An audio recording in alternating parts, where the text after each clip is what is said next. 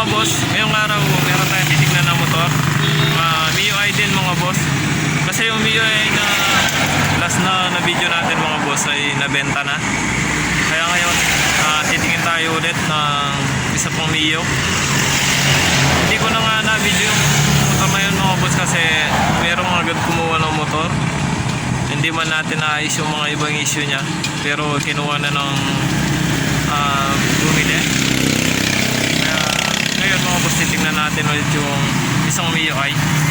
Ngayon mga boss, nandito na ako sa bandang Araya. Yan yung boundary na Santa Ana, Araya. Kaya ngayon mga boss, bibiyahin na tayo ulit papunta Nueva Ecija. Hindi na nga pala ako makakapag-video sa pagbiyahe natin mga boss kasi wala akong kasama ngayon. Yan, nakakulong-kulong lang ako. Kaya ngayon mga boss, titignan natin yung karna mga boss. Ngayon mga boss, nasa Nueva Ecija na tayo. Yan yung boundary niya mga boss. Yan, boundary na Nueva Ecija. Ngayon mga boss, hanapin na lang natin yung Santa Rita ata yun mga boss. Kaya ngayon magbibiyahe na ako ulit para makita na natin yung unit. Tara mga boss. Yan mga boss, nakuha na natin yung motor na MIUI. Ito yung itsura niya mga boss. Yan, nakasaya sa kulong-kulong. Mamaya ako na lang ipapakita sa inyo yung issue mga boss, yung mga gagawin natin dito sa motor na to. So ayun mga boss, magbiyahe muna ako pa uwi. Mamaya ako na lang ipapakita sa inyo itong motor na to. Mga boss, nandito na ako sa bahay. At naibaba ko na rin yung unit natin mga boss. Ito yung motor na nakuha natin. Naibaba ko na rin kanina mga boss. Hindi ko na nabidyoan yung pagbaba ng motor natin. Ngayon mga boss, ipapakita ko sa inyo yung issue. Unang issue nito mga boss, sa harapan muna tayo. Wala siyang side mirror mga boss. Tapos meron siyang parang napatakan ng fluid mga boss. Yan. Pero lagyan lang ng sticker to mga boss, maganda na ulit. Tsaka ito mga boss, meron dent dito. Mga gas-gas.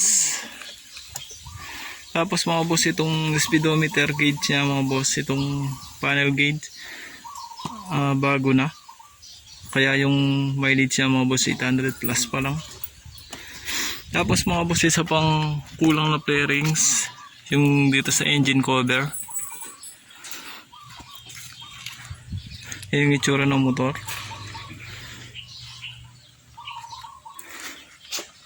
Tapos mga boss, hindi na yung stock pipe yung nakalagay. Ito yung tatak ng pipe niya mga boss. Yan, NB Thailand. Maganda rin yung tunog niya. Halos yun lang yung issue niya mga boss, tsaka paso pala. Pero may plate number na yan. Ngayon mga boss, start natin para marinig nyo rin yung engine niya.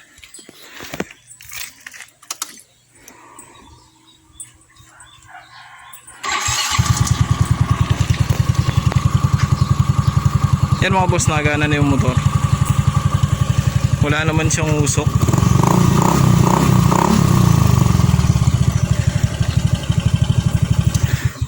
Nagana na rin naman itong speedometer niya mga boss, bago yung cable niya, kaya gumagana.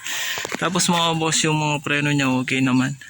Makakapal pa naman yung mga brake pad niya, tsaka yung sa likod okay naman yung preno niya. Yan yung motor. Alos kumukha nito mga boss yung huli kong na video, yung kinuha agad. Hindi na natin nagawa yung mga issue nun mga boss kasi may bumili na. Ngayon ito muna yung gagawin natin. Yan mga boss, nagitain na rin tong motor na nakuha natin. Baka susunod na video mga boss ay gagawin natin dito, lalagyan natin ng accessories tulad ng GB box.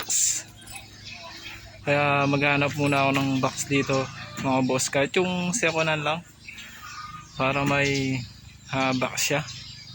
Ay mga boss, hanggang dito muna yung video natin. Abangan nyo na lang yung next video natin mga boss, kung makakakita tayo ng box para rito mga boss. God bless sa inyo mga boss.